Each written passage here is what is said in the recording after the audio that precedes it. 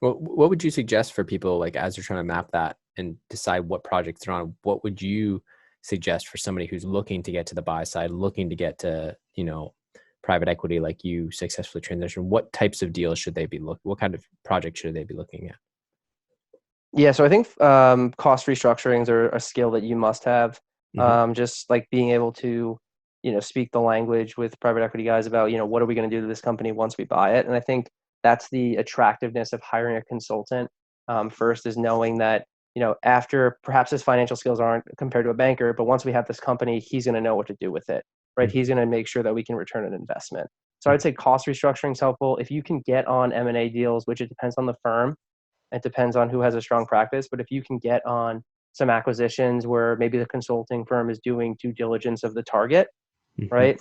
That is helpful, and kind of showing that you can assess a potential target is critical. I know, like, Bain has their PE practice that does that. So if you can get on projects like that, then I think it's a good transition.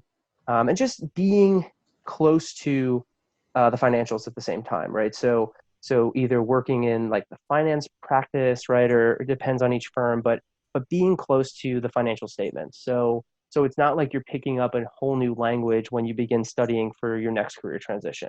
You have to be, I feel like you have to build a bit of a track record that you know how to analyze financials,